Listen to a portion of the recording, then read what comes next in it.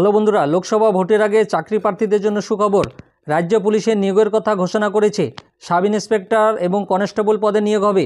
10,719 জনকে নিয়োগ করা হবে পুলিশে। ছেলে মেয়ে উভয়ে আবেদন করতে পারবেন, মাধ্যমিক পাশে আবেদন।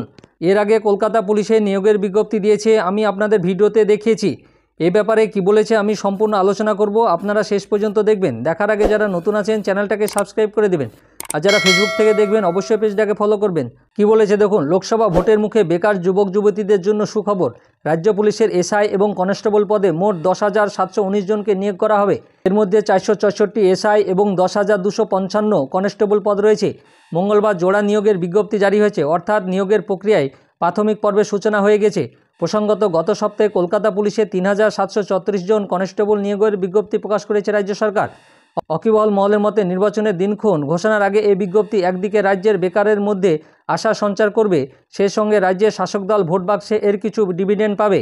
রাজ্য পুলিশ সূত্রে খবর, 464 জন এসআইয়ের মধ্যে 264 জন নিয়োগ করা হবে আনআর্মড শাখায়। এই 264 জনের মধ্যে 100 জন মহিলা এসআই নিয়োগ হবে, বাকি 200 এসআই নিয়োগ হবে আর্মড শাখায়। রাজ্য পুলিশ সূত্রে খবর, এবার তৃতীয় লিঙ্গের প্রার্থীদের জন্য নির্দিষ্ট কোটা থাকছে। তাছাড়া এসআই নিয়োগের ক্ষেত্রে বয়সের সর্বোচ্চ সীমা 27 থেকে বাড়িয়ে 30 করা হয়েছে। কনস্টেবলের 10,255টি পদের মধ্যে 7,228 জন পুরুষ এবং 3,027 জন মহিলা নিয়োগ পাবেন। এক্ষেত্রে চাকরি প্রার্থীদের বয়সের ঊর্ধ্বসীমা এবার 27 থেকে বাড়িয়ে 30 বছর করা হয়েছে। এর আগে কনস্টেবল আবেদনের ক্ষেত্রে 27 বছরের বয়সের ঊর্ধ্বসীমা ছিল, মানে 27 বছর পার হয়ে গেলে আপনারা আবেদন করতে পারবেন না। এখন 18 থেকে 30 বছর হলে আপনারা আবেদন করতে পারবেন, মানে 3 বছর বাড়ানো হয়েছে। পাশাপাশি মুখ্যমন্ত্রী মমতা বন্দ্যোপাধ্যায়ের প্রতিশ্রুতি অনুযায়ী civic volunteer, village police, NVF এবং হোমগার্ডদের জন্য থাকছে নির্দিষ্ট কোটা। কলকাতা পুলিশের পাশাপাশি রাজ্য পুলিশও দীর্ঘদিন ধরে নিয়োগ বন্ধ ছিল, ফলে রাজ্যের থানা ও পুলিশ ফাঁড়িগুলি কার্যত সিভিক ও ভিলেজ পুলিশে নির্ভর হয়ে পড়েছিল। নিয়োগ প্রক্রিয়া সম্পূর্ণ হলে সে সংকট কিছুটা হলেও মিটবে বলে আশা করছেন রাজ্য পুলিশের কর্তারা। তাছাড়া দুটি পদের জন্য আবেদনকারীর বয়সের ঊর্ধ্বসীমা বাড়িয়ে দেওয়ায় অনেক বেশি সংখ্যক বেকার সুযোগ পাবেন বলে মনে করা হচ্ছে।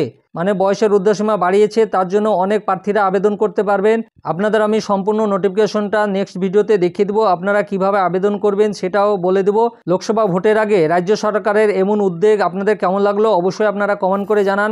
আর আমার এই ভিডিওটা ভালো লাগলে লাইক এবং শেয়ার করে দিবেন, আর যারা নতুন আছেন চ্যানেলটাকে সাবস্ক্রাইব করে দিবেন, আর পাশে থাকা বেল আইকনে ক্লিক করে দিবেন, যাতে আমার পরবর্তী ভিডিওটা আপনি প্রথমেই পেয়ে যান।